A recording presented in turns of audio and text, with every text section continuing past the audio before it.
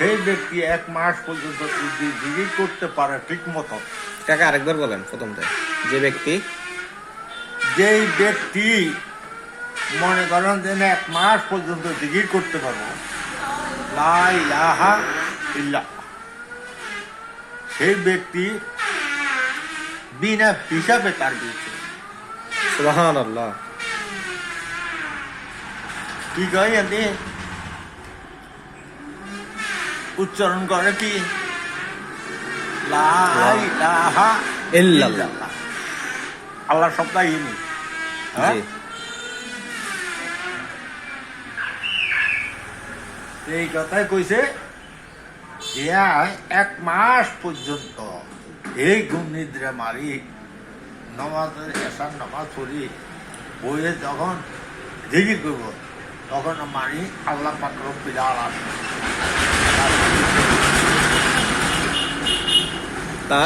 তার জিকির কবুল করব। আল্লাহু আকবার, সুবহানাল্লাহ। এটি আমার মুখের কথা না, এটা হাদিস কোরআনের কথা। কি জানি আপনি চর মানে হুজুরে সব মানুষের বলছে সে মেয়েরা আপনারা বেশি দুরূদ পড়বেন, লা ইলাহা ইল্লাল্লাহ। এই শব্দটা এটা কি? তার মার শরীর মররা কান্দি ফরান দেয় হেঁটে কবি তোর ফরান দেখতেছে তুই লা ইলাহা ইল্লাল্লাহ পর তোর ফরান যায় হয়নি বলে।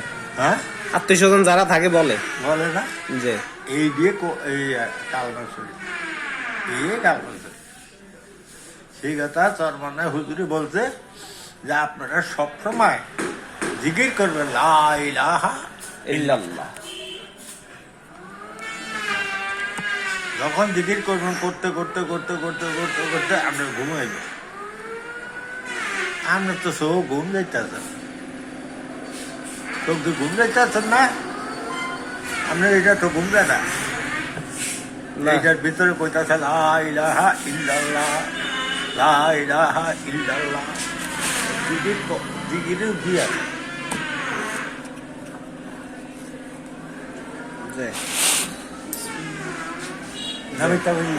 না সত্য যে কথা কইছি এটা খারাপ কইছি, সবগুলা বাস্তব কথা এবং আখিরাতের জন্য তো একদম দুনিয়া এবং আখিরাতের জন্য এগুলোই তো সফল কথা, বাস্তব কথা, এক ব্যক্তি কয় সত্য কথা। আল্লাহ পাক আল্লাহ কইতে হয় যে আল্লাহ কইতে হয়, কি কইতে হয়? আল্লাহ না, হ্যাঁ কি বলছে এক ব্যক্তি? আল্লাহ রব্বিল আলামিন। এটা কোরআনে আল্লাহ ব্যাখ্যা করে দিয়েছে। আল্লাহ রব্বুল আলামিন। হ্যাঁ, আল্লাহ রব্বিল আলামিন। কারণ আমরা তো শর্টকাট দৌড়ে করি আল্লাহ আল্লাহ কইলেও ক্ষতি হয় না, মানে ওইটা কইলে মানে আমরা খুব খুশি হয়ে যায়।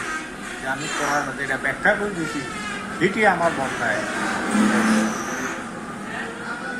আল্লাহ বেশি খুশি হয়। হ্যাঁ, আল্লাহ বেশি খুশি হয়।